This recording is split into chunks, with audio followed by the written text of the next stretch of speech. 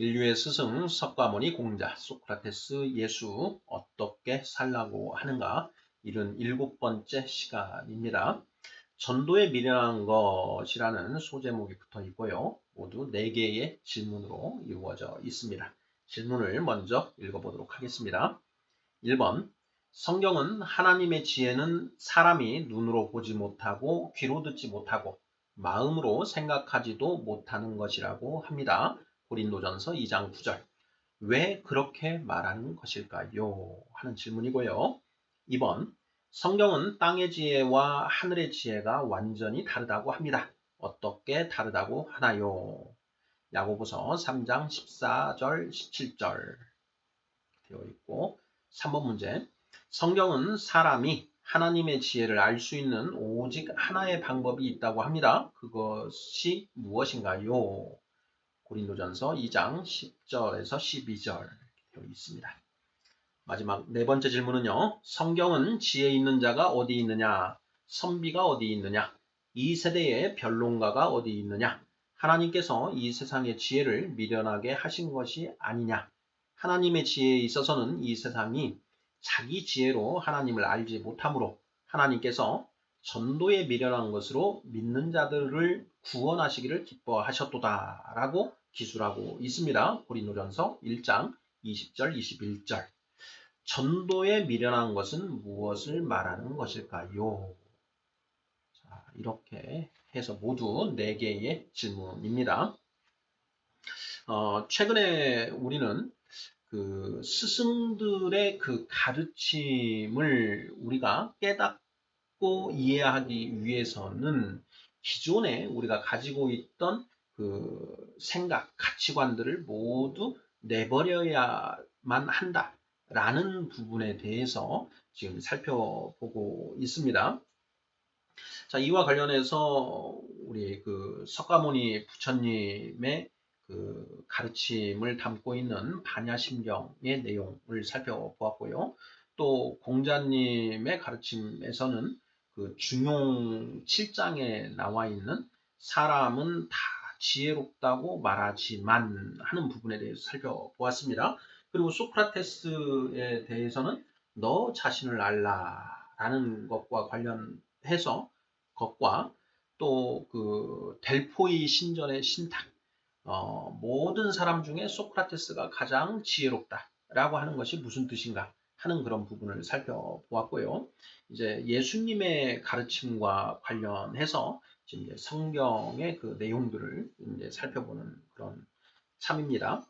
우리가 이제 그것들을 살펴보면서 세상의 지혜, 땅의 지혜와 하늘의 지혜, 하나님의 지혜라는 이제 그 표현도 이제 이미 살펴본 적이 있는데, 자, 그것과 관련해서 조금 더 그 성경에 기록되어 있는 말씀들을 좀 살펴보고자 합니다.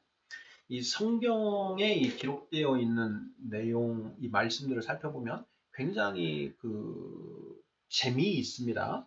자, 어떤 그 재미가 있는지 한번 좀 살펴보도록 하겠습니다. 자, 1번.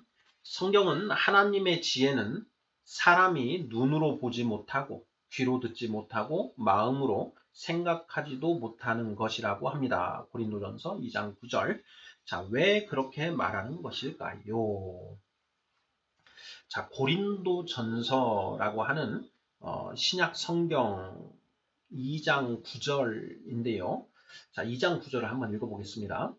자, 기록된 바 하나님이 자기를 사랑하는 자들을 위하여 예비하신 모든 것은 눈으로 보지 못하고 귀로 듣지 못하고 사람의 마음으로 생각하지도 못하였다 함과 같으니라.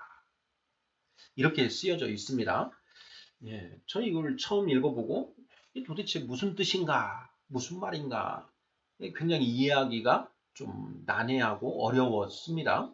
우리 시청자분들께서는 이 말씀이 무슨 뜻인지 바로 이해가 되시는지요? 한번 다시 읽어보겠습니다.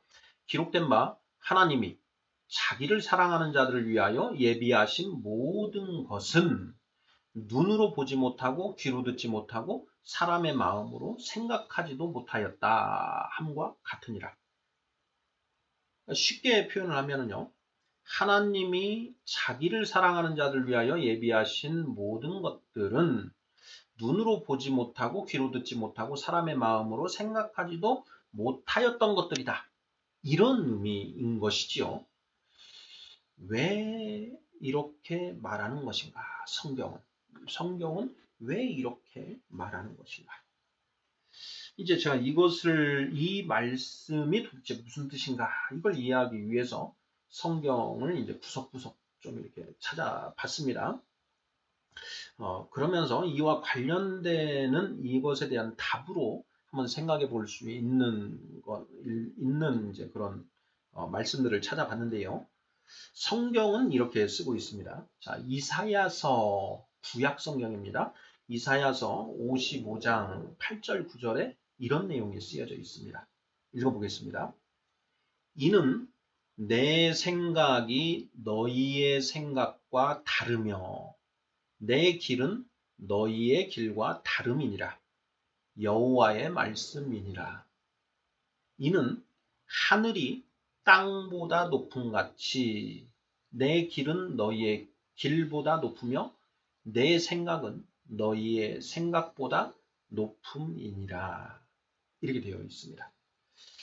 자, 여기에 여호와는 이제 그 하나님이죠. 하나님의 이제 이 이름이 여호와라는 겁니다. 여호와의 뜻은 스스로 존재하는 자라는 그런 뜻입니다. 자, 이사야서 다시 한번 읽어보겠습니다. 이는 내 생각이 너희의 생각과 다르며 내 길은 너희의 길과 다름이니라. 여호와의 말씀이니라. 이는 하늘이 땅보다 높음 같이 내 길은 너희의 길보다 높으며 내 생각은 너희의 생각보다 높음이니라. 하나님이 그 이사야라고 하는 그 선지자에게 지금 말씀하신 것을 그대로 이제 옮겨 적은 것이죠. 그러니까 여기에 내 생각, 내 길, 이것은 하나님의 생각, 하나님의 길이고요. 너희의 생각, 너희의 길, 이것은 우리 사람의 생각, 사람의 길을 가리킵니다. 자, 이는 내 생각이 너희의 생각과 다르며 내 길은 너희의 길과 다름이니라. 하나님의 생각이 사람의 생각과 다르며 하나님의 길은 사람의 길과 다름이니라. 자, 하늘이 땅보다 높음 같이 하나님의 길은 사람의 길보다 높으며 하나님의 생각은 사람의 생각보다 높음이니라. 자, 바로 이것 때문에 고린도전서 2장 9절 하나님이 자기를 사랑하는 자들을 위하여 예비하신 모든 것은 눈으로 보지 못하고 귀로 듣지 못하고 사람의 마음으로 생각하지도 못한 것들이다. 이렇게 얘기가 가능한 것 아니냐 이거고요. 자, 같은 고린도전서에 이제 1장 25절에 쓰여 있는 내용입니다.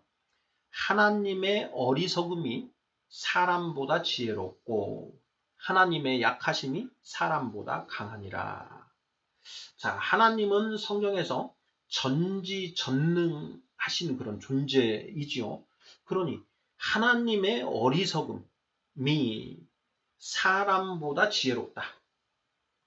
예, 전지전능하신 그 하나님이시기 때문에 하나님이 어리석은 걸 하신다고 하더라도 그 사람보다 지혜롭다. 이런 얘기죠. 또 하나님의 약하심이 사람보다 강하니라. 하나님은 전능하신 분이시기 때문에 하나님이 약하시다고 하더라도 사람보다는 강하다. 이런 표현이라는 것입니다.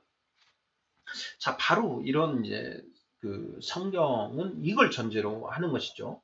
하나님은 전지전능하시고 우리 사람들과는 완전히 차원이 다르다. 예, 이런 얘기로 이해하면 맞지 않은가 이런 생각이 듭니다. 1번 문제. 성경은 하나님의 지혜는 사람이 눈으로 보지 못하고 귀로 듣지 못하고 마음으로 생각하지도 못하는 것이라고 합니다. 왜 그렇게 말하는 것일까요? 전지전능하신 그 하나님. 그러니까 하나님의 속성에 전지, 전능, 영원, 불변, 그리고 통치, 편재, 이런 이제 그 속성이 있습니다. 그래 하나님은 전지전능하신 분이기 때문에 우리 유한한 인간들은 그 하나님의 그 뜻을 도저히 예측할 수 없다, 알 수 없다, 이런 것이죠. 네, 이 정도 살펴보면 일단 1번 될 것 같고요. 2번. 자, 성경은 땅의 지혜와 하늘의 지혜가 완전히 다르다고 합니다. 어떻게 다르다고 하나요? 자, 이것은 이제 그 몇 번 우리가 살펴본 적 있습니다.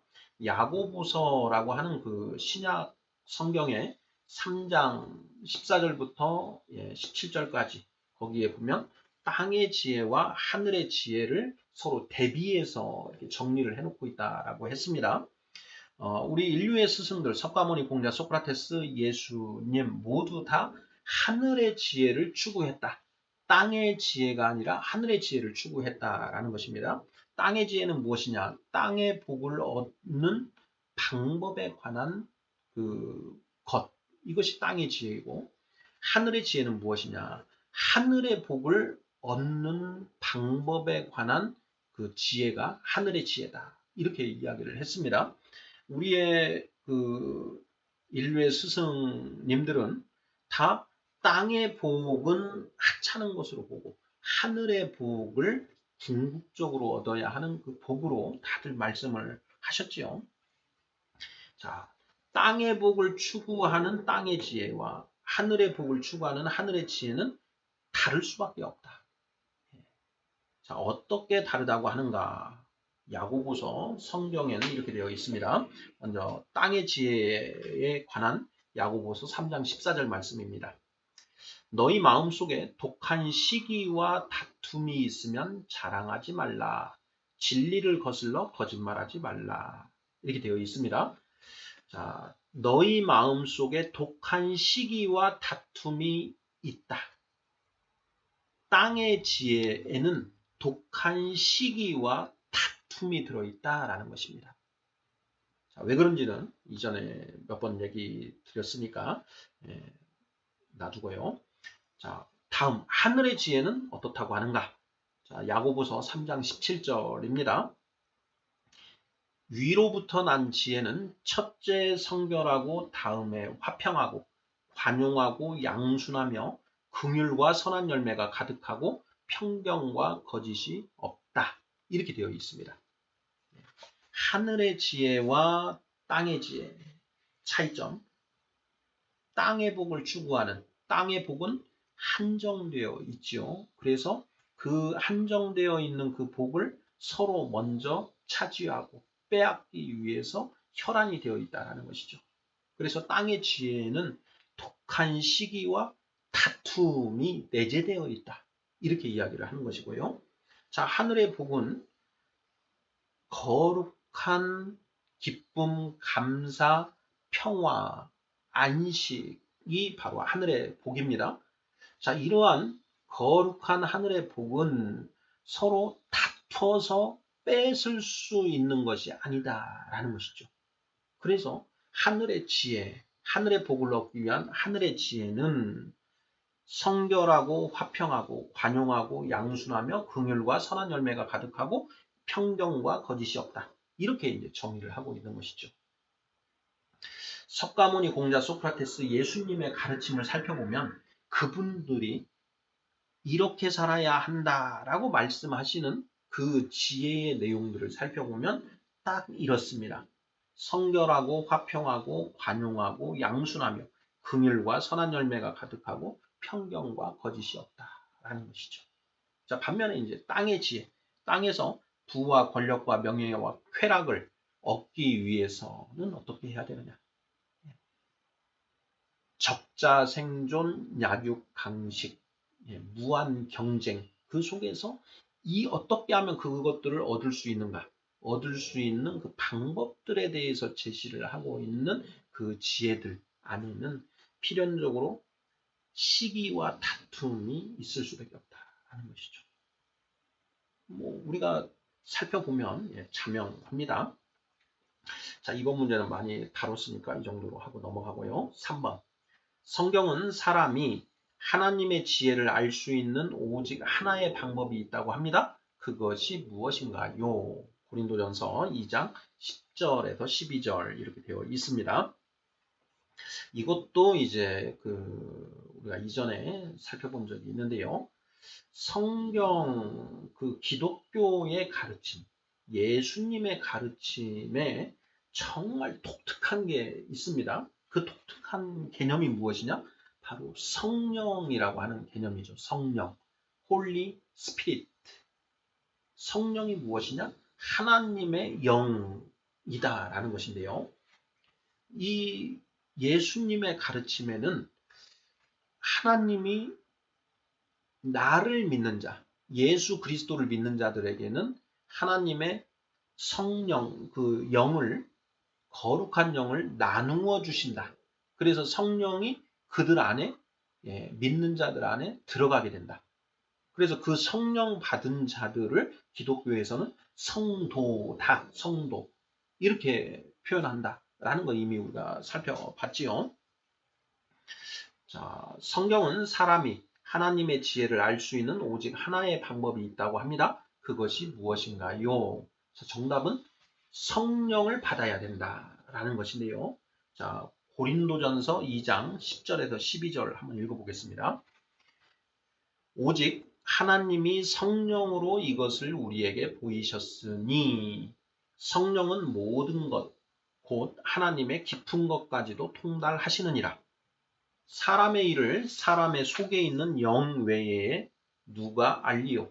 이와 같이 하나님의 일도 하나님의 영 외에는 아무도 알지 못하느니라.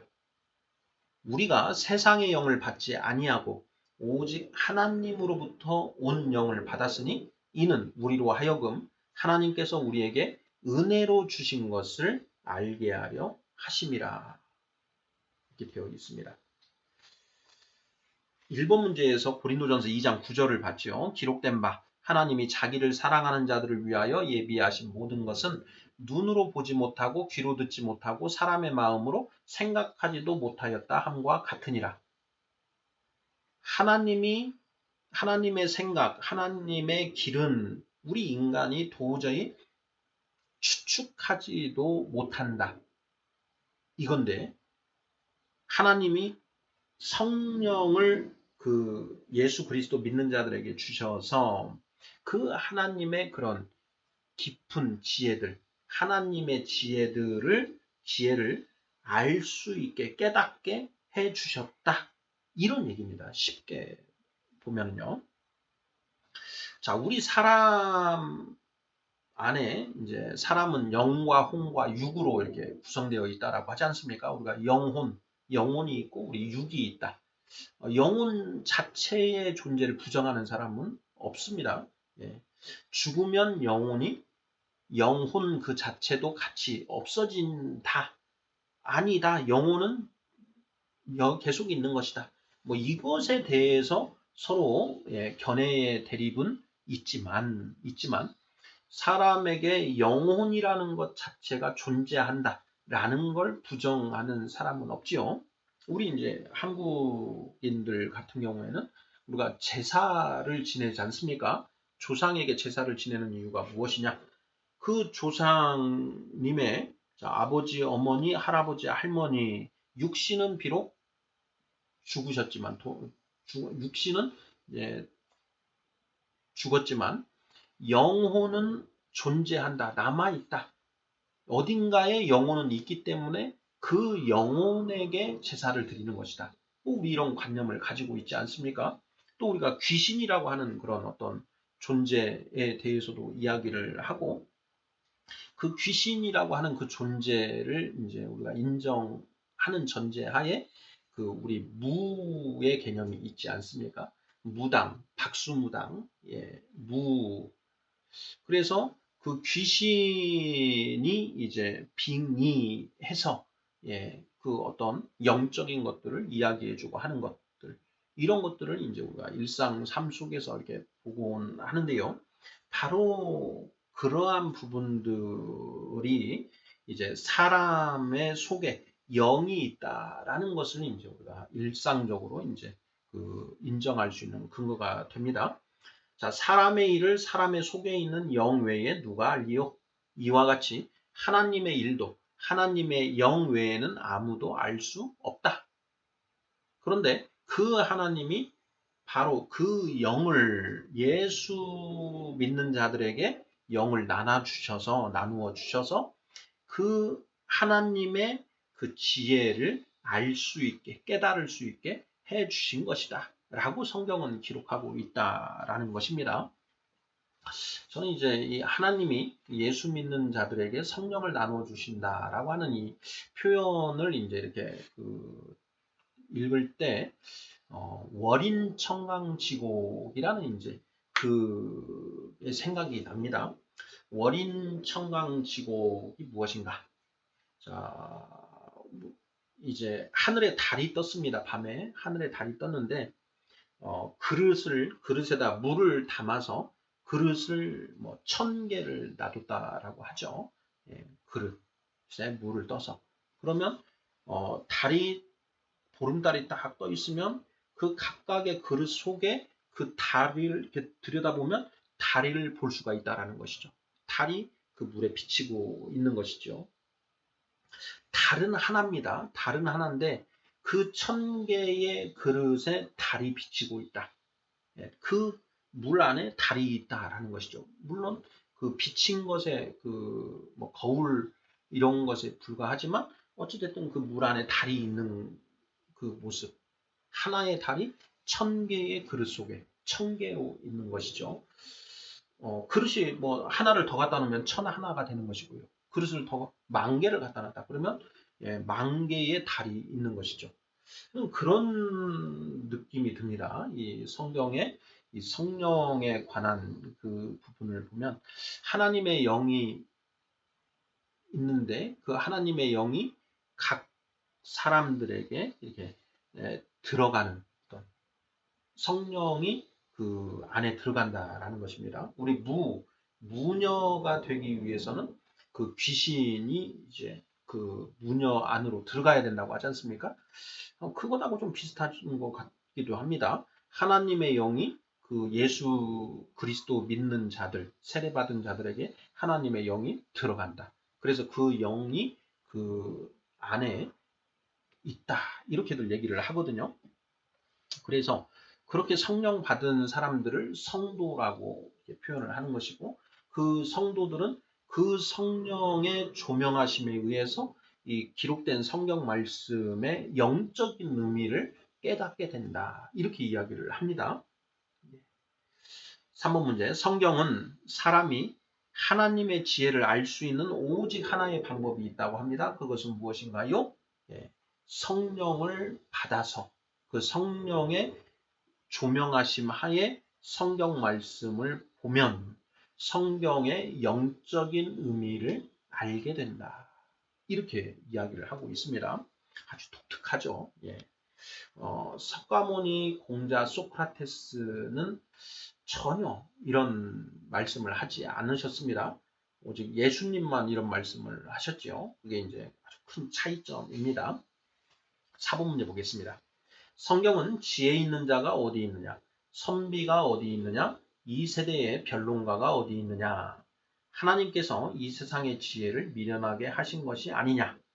하나님의 지혜에 있어서는 이 세상이 자기 지혜로 하나님을 알지 못하므로 하나님께서 전도에 미련한 것으로 믿는 자들을 구원하시기를 기뻐하셨도다 라고 기술하고 있습니다. 고린도전서 1장 20, 21절. 전도에 미련한 것은 무엇을 말하는 것일까요? 제가 이 성경을 읽으면서 잘 이해가 안 됐던 부분 중에 전도에 미련한 것으로 하나님이 전도에 미련한 것으로 믿는 사람들 구원하시는 것을 기뻐하셨다. 이 표현이었는데요. 전도에 미련한 것, 이게 도대체 무슨 뜻인가? 이게 이제 굉장히 이해가 안 되더라고요. 그래서 이 부분을 이제 가지고 깊이 연구를 생각을 좀 많이 해봤는데, 자, 우리 시청자분들께서는 이게 무슨 말 같나요? 하나님이 전도에 미련한 것으로 믿는 자들 구원하시는 것을 기뻐하신다. 기뻐하셨다. 이게 무슨 뜻일까요? 전도에 미련한 것? 전도에 미련한 것. 이게 도대체 무슨 뜻인가 하는 그런 질문입니다. 자, 고린도전서 1장 20절 21절인데요. 자, 지혜 있는 자가 어디 있느냐? 선비가 어디 있느냐? 이 세대의 변론가가 어디 있느냐? 하나님께서 이 세상의 지혜를 미련하게 하신 것이 아니냐? 이렇게 되어 있습니다. 자, 하나님의 지혜는 우리 인간의 지혜와는 완전히 차원이 다르다. 그래서 우리 인간은 하나님의 그 지혜를 차마 짐작조차 할 수도 없다. 이겁니다. 그런데 그 하나님이 선지자들을 통해서 하나님의 그 지혜를 가르쳐 주셔서 성경 말씀으로 기록이 되어 있는데 그 말씀을 읽어봐도 우리가 그 말씀을 온전히 깨닫지를 못한다라는 것입니다. 자, 그래서 하나님이 자, 지혜 있는 자가 어디 있냐? 세상에 지혜 있는 자가 어디 있냐? 선비가 어디 있냐?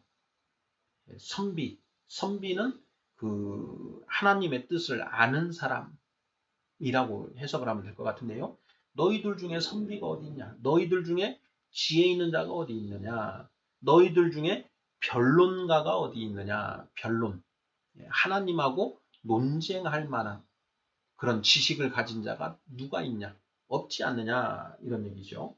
하나님께서 이 세상의 지혜를 미련하게 하신 것이 아니냐? 하나님이 일부러 이 세상의 지혜를 미련하게 하셨는가? 이런 개념이 아니고 하나님의 뜻이 너무나 높고 인간의 지혜는 너무나 수준이 낮아서 그것 자체로 인간의 이 지혜, 세상의 지혜가 미련한 것 아니냐. 자, 다음 문장이요. 하나님의 지혜에 있어서는 이 세상이 자기 지혜로 하나님을 알지 못함으로 이렇게 되어 있습니다. 하나님의 지혜를 이 세상이 사람들이 자기 지혜로는 하나님을 알지 못한다. 예, 이미 우리 1번 문제에서 살펴봤죠. 그러기 때문에 하나님이 전도에 미련한 것으로 믿는 자들 구원하시기를 기뻐하셨다. 믿는 자들을 구원하신다. 전도에 미련한 것으로 믿는 자들을 구원하신다. 이런 얘기거든요. 전도에 미련한 것이 도대체 무슨 뜻인가 하는 것입니다. 성경은 이제 성경으로 풀어야 된다라는 말이 있습니다. 우리가 그 다른 경전도 마찬가지입니다. 그 석가모니 부처님의 가르침을 온전히 이해하기 위해서는 그 경전을 가지고 경전에 기록된 그 다른 말씀을 가지고 그거에 근거해서 그 가르침을 풀어야만 온전한 풀이가 되는 것이고요. 공자님의 가르침도 마찬가지고 소크라테스의 가르침도 마찬가지입니다.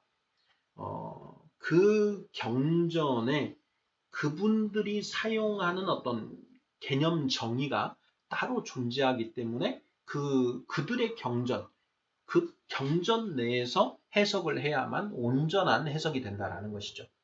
그렇게 하지 않고 우리가 가지고 있는 어떤 그 개념 이런 것들을 가지고 들어가면 그 잘못 오류에 빠질 수밖에 없다라는 것입니다. 그래서 자, 성경 같은 경우에도 성경은 성경으로 풀어야 된다. 그래서 성경 66권에 기록된 그걸 종합해서 성경의 말씀을 근거로 말씀을 풀어야 된다. 이렇게 이제 얘기를 하는데요. 전도에 미련한 것 관련해서 성경에 이제 이런 표현들이 있습니다. 같은 고린도전서 성경을 보면은요. 고린도전서 1장 18절에 십자가의 도가 멸망하는 자들에게는 미련한 것이요. 구원을 받는 우리에게는 하나님의 능력이라 이렇게 되어 있습니다. 여기에 보면 십자가의 도가 멸망하는 자들에게는 미련한 것이다. 미련한 것이다. 여기 전도에 미련한 것. 여기에 자 멸망하는 자들에게는 미련한 것이요. 여기 십자가의 도가 미련한 것이다. 이런 표현이 있죠. 그래서 이것이 힌트가 될 것 같다라는 생각이 들고요. 또 고린도전서 1장 23절입니다. 자, 우리는 십자가에 못 박힌 그리스도를 전하니 유대인에게는 거리끼는 것이요 이방인에게는 미련한 것이로되 이렇게 되어 있습니다. 자, 십자가에 못 박힌 그리스도를 전하는데 이것이 유대인에게는 거리끼는 것이고 이방인에게는 미련한 것이다. 이렇게 되어 있습니다. 자, 이렇게 이 말씀들을 종합해 보면 고린도전서 1장 21절에 전도에 미련한 것 이것이 무슨 뜻인지 얼추 알 수 있지 않는가 싶습니다. 자, 고린도전서 1장 18절 그리고 1장 23절이 있고 그 안에 1장 21절 이렇게 있으니까 전후 맥락을 살펴보면 전도에 미련한 것이 무슨 뜻으로 하는 이야기인지를 알 수 있다라는 것이죠. 전도, 그 교회 다니시는 분들이 전도 이렇게 얘기를 많이 하는데요. 그 교회에서 전도하는 도는 무엇인가? 바로 이 십자가의 도를 전하는 것이죠. 자, 십자가의 도가 무엇인가? 십자가에 못 박힌 그리스도를 믿으면 구원받는다. 이것이죠. 예. 십자가에 못 박힌 예수 그리스도를 믿으라. 그러면 구원받고 천국 갈 수 있다. 이것이 바로 이제 그들이 전하는 그 도입니다. 전도는 전할 전자에 길도자 해서 도를 전하는 것이고 불가에도 육아에도 다 이 전도라는 건 다 있습니다. 그래서 전도라는 개념이 기독교의 전유 개념은 아니다. 어떤 도를 전하는가 이것이 이제 차이가 있는 것뿐이다라는 것입니다. 길 가다 보면 도를 아십니까? 이렇게 물어보시는 분이 있을 수 있고 또 우리가 이제 뭐 친구들이나 이렇게 만나서 도가 무엇이라고 생각하는가? 뭐 이런 이제 도에 관한 얘기를 나오면 그때 이제 누구의 도를 말씀하시나요? 이렇게 이제 한번 반문을 해보면 상대방이 움찔할 겁니다. 예. 누구의 도를 말씀하시나요? 도가 여러 가지가 있다는 거죠. 석가모니의 도, 공자의 도, 소크라테스의 도, 예수의 도, 다 도가 다르다는 거죠. 그러니까 우리는 이 인류의 스승들의 그 도의 교집합 부분을 이제 찾아가는 그런 지금 모색을 하고 있는 것이고요. 자, 전도에 미련한 것으로 하나님이 전도에 미련한 것으로 믿는 자들 구원하시기를 기뻐하셨다. 전도에 미련한 것. 무엇을 전하느냐? 그리스도를 전한다. 그리스도는 어떤 분이냐? 십자가에 못 박혀 죽으신 분이다. 그 십자가에 못 박혀 죽은 그리스도를 믿으면 구원받는다. 천국 간다. 이것이죠. 자, 이것을 들으시면 우리 시청자분들은 어떤 생각이 드나요? 예. 아니 십자가에 못 박혀 죽은 예수를 믿으면 구원받는다? 유대인들에게 그 잡혀서 십자가에 못 박혀 죽은 그런 사람을 믿으면 천국 간다라는 게 이게 말이 돼? 이런 생각이 든다라는 것이죠. 자, 십자가의 도가 멸망하는 자들에게는 미련한 것이요. 우리는 십자가에 못 박힌 그리스도를 전하니 이방인에게는 미련한 것이로되 이렇게 되어 있습니다. 크리스찬들이 전하는 게 딱 이거죠. 십자가에 못 박혀 죽은 예수님 믿으세요. 그러면 천국 갑니다. 이런 얘기죠. 그 얘기를 딱 들으면 참 무슨 말도 안 되는 소리를 하고 있는지 모르겠다. 십자가에 못 박혀 죽은 예수 그리스도가 하나님이라고 그러는데 아니 전지전능한 하나님이 왜 인간에게 붙들려 가지고 십자가에서 목숨을 잃어? 어떻게 그게 하나님이야? 이런 생각이 들게 돼 있다라는 것이죠. 그렇지요. 그래서 바로 이 십자가에 못 박힌 그리스도를 전하는 그 전도가 미련한 것이다. 이건데요. 그런데 하나님은 바로 그 미련한 그것으로 믿는 자들 구원하시는 것을 기뻐하셨다.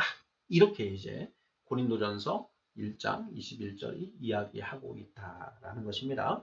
자, 전도에 미련한 것이 무엇을 말하는 것일까요? 하는 질문. 십자가에 못 박혀 죽은 예수를 그리스도 구원자라고 믿으면 천국 갈 수 있다라고 하는 그것 자체가 미련하게 보인다. 믿지 않는 자들에게는 말도 안 되는 것, 엉터리 이렇게 들리는데 하나님은 그렇게 엉터리로 들리는 그것으로 믿는 자들 구원하시는 것을 기뻐하셨다. 이렇게 이제 쓰고 있다라는 것이죠. 예. 참 성경 재미있습니다. 예. 인류의 스승 이런 7번째 순서 전도의 미련한 것이라는 제목으로 4가지 질문들 살펴보았습니다. 감사합니다.